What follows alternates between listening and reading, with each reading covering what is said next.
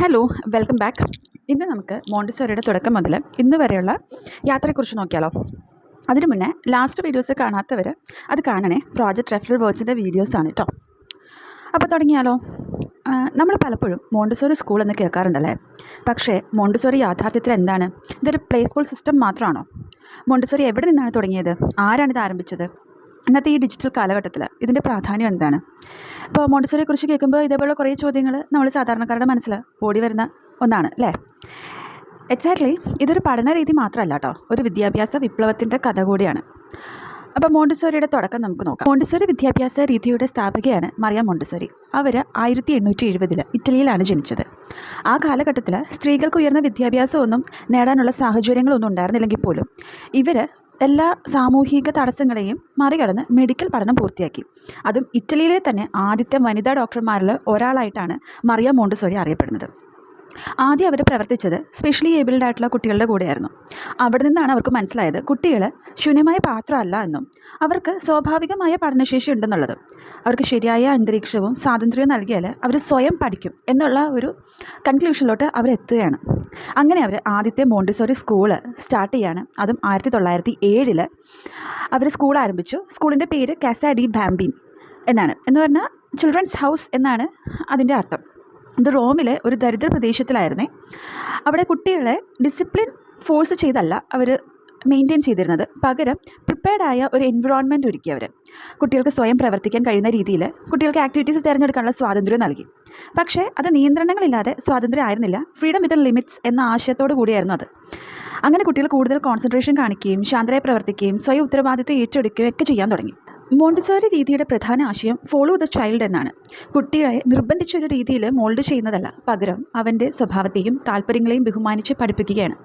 മോണ്ടിസോറിയിൽ ടീച്ചേഴ്സോ ലെക്ചേഴ്സോ ഒന്നുമില്ല. ടീച്ചർ ഒരു ഗൈഡാണ്. ഗൈഡ് കുട്ടിയെ നിരീക്ഷിക്കുകയും ആവശ്യമാകുമ്പോൾ മാത്രം സഹായിക്കുകയും ചെയ്യും. മോണ്ടിസോറി ക്ലാസ് റൂം ഒരു പ്രിപ്പയർഡ് എൻവയോൺമെൻറ്റ് ആണെന്ന് ഞാൻ മുന്നേ പറഞ്ഞിരുന്നല്ലോ. എല്ലാ കുട്ടികളുടെയും ഉയരത്തിൽ മെറ്റീരിയൽസ് ക്രമീകരിച്ച് വെച്ചിട്ടുണ്ടാകും. കുട്ടികൾക്ക് സഹായം ചോദിക്കാതെ തന്നെ പ്രവർത്തിക്കാൻ കഴിയുന്ന രീതിയിൽ എല്ലാം മെയിൻറ്റെയിൻ ചെയ്തിട്ടുണ്ടാകും. അതുപോലെ തന്നെ മോണ്ടിസോറി ഹാൻഡ്സ് ഓൺ ലേണിങ്ങിന് പ്രാധാന്യം നൽകുന്നതാണ്. എന്ന് വെച്ചാൽ കുട്ടികൾ മാത്സ് പഠിക്കുമ്പോൾ ബീഡ്സാണ് മെറ്റീരിയലായിട്ട് യൂസ് ചെയ്യുക. ലാംഗ്വേജ് പഠിക്കുമ്പോൾ സാൻഡ് പേപ്പർ ലെറ്റേഴ്സ് ടച്ച് ചെയ്തിട്ടാണ് അവർ പഠിക്കുക. ഡൂയിങ് വഴിയാണ് ലേണിംഗ് എന്ന് പറഞ്ഞാൽ that means exactly what we are doing that we are learning. അപ്പോൾ ഇങ്ങനെയാണ് അവർ കൂടുതലും കുട്ടികളിലോട്ട് ഓരോ കോൺസെപ്റ്റ് എത്തിക്കുന്നത്. അതുപോലെ തന്നെ മിക്സഡ് ഏജ് ക്ലാസ് റൂമാണ് മോണ്ടിസോറിയുടെ മറ്റൊരു പ്രത്യേകത. 3 മുതൽ 6 വയസ്സ് വരെയുള്ള കുട്ടികൾക്ക് ഒരുമിച്ച് പഠിക്കുന്ന രീതിയിലാണ് ഓരോ പ്രിപ്പയർഡ് എൻവയോൺമെൻറ്റ്സും ഉണ്ടാക്കിയിട്ടുള്ളത്. വലിയ കുട്ടികൾക്കായിരിക്കും ലീഡർഷിപ്പ് ക്വാളിറ്റീസ് ഉണ്ടാവുക. ചെറിയ കുട്ടികൾ ഒബ്സർവേഷൻ വഴി വലിയ കുട്ടികളിൽ നിന്ന് ഇതെല്ലാം പഠിച്ചെടുക്കുന്നു.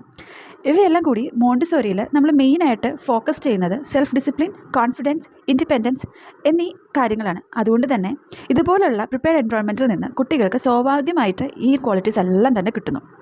അതുപോലെ പ്രധാനപ്പെട്ട ഒരാശയം കൂടിയാണ് absorbent mind.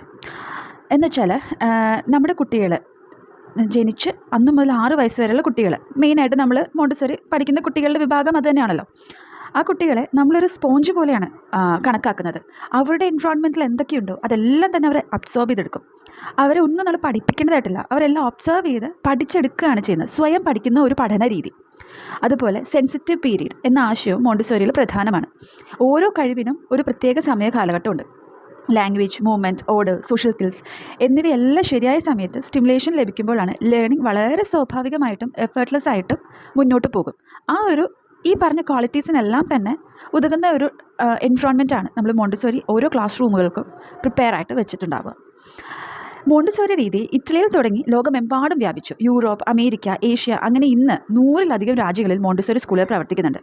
International teacher training programmes വഴി ആയിരക്കണക്കിന് അധ്യാപകർ പരിശീലനം നേടിയിട്ടുണ്ട്. നമ്മുടെ ഈ എറണാകുളത്ത് തന്നെ ഇഷ്ടം പോലെ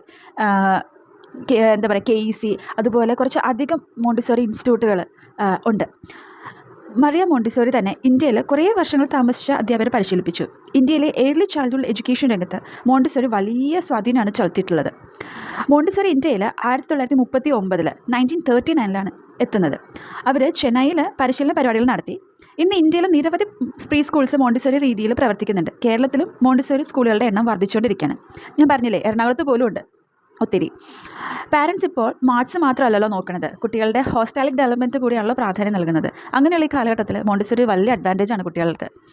ഇന്നത്തെ കാലഘട്ടത്തിൽ കുട്ടികൾക്ക് സ്ക്രീൻ എക്സ്പോഷർ വളരെ കൂടുതലാണ്. നമുക്ക് എല്ലാവർക്കും അറിയാവുന്ന ഒരു കാര്യമാണല്ലോ അത്.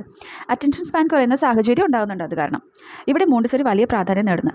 കാരണം ഇത് ഹാൻഡ്സ് ഓൺ ലേണിങ്ങിന് പ്രാധാന്യം നൽകുന്നുണ്ട്. കുട്ടികൾക്ക് concentration, problem solving, emotional intelligence, independence എന്നിവ വളരാൻ സഹായിക്കുന്നു. മോണ്ടിസോറി കുട്ടിയെ പരീക്ഷയ്ക്കായി മാത്രം തയ്യാറാക്കുന്നു എന്നുള്ളതല്ല, ജീവിതത്തിനായി തയ്യാറെടുക്കുന്നു എന്നുള്ളതാണ് ഇതിൻ്റെ മെയിനായിട്ടുള്ള അഡ്വാൻറ്റേജ്. മോണ്ടിസോറി ഒരു പഠന രീതി മാത്രമല്ലെന്ന് ഞാൻ ആദ്യമേ പറഞ്ഞിരുന്നു. അത് കുട്ടിയെ ബഹുമാനിക്കുന്ന ഒരു ജീവിത ദർശനം കൂടിയാണ്. ഒരു കുട്ടിയുടെ സ്വഭാവം മാറ്റാൻ ശ്രമിക്കുന്നതിലല്ല മോണ്ടിസോറി, അവൻ്റെ ഉള്ളിലെ കഴിവുകൾ തിരിച്ചറിയാനും വളർത്താനും സഹായിക്കുന്നതാണ്. കുട്ടിയെ വിശ്വസിക്കുമ്പോൾ അവൻ അത്ഭുതങ്ങൾ സൃഷ്ടിക്കുന്നു എന്ന് പറയുന്ന പോലെ ഇത് മോണ്ടിസോറിയുടെ ഒരു വിശദമായ പരിചയപ്പെടുത്തൽ മാത്രമാണ്, ജസ്റ്റ് ആൻ ഇൻട്രൊഡക്ഷൻ.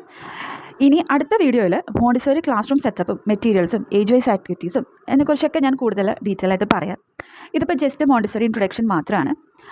ടീച്ചേഴ്സിനും ഇപ്പോൾ മോണ്ടിസോറി ട്രെയിനിങ് ചെയ്തുകൊണ്ടിരിക്കുന്ന ടീച്ചേഴ്സിനും പാരൻസിനും മോണ്ടിസോറി എന്താണെന്നും അത് എങ്ങനെയാണ് സ്റ്റാർട്ട് ചെയ്തതെന്നും അതിൻ്റെ ഇമ്പോർട്ടൻസ് എന്താണെന്നും അതിൻ്റെ വിഷനും അതിൻ്റെ മിഷനും എന്താണെന്നും മാത്രമാണ് ഈ ഒരു വീഡിയോയിൽ ഇൻക്ലൂഡ് ചെയ്തിട്ടുള്ളത്.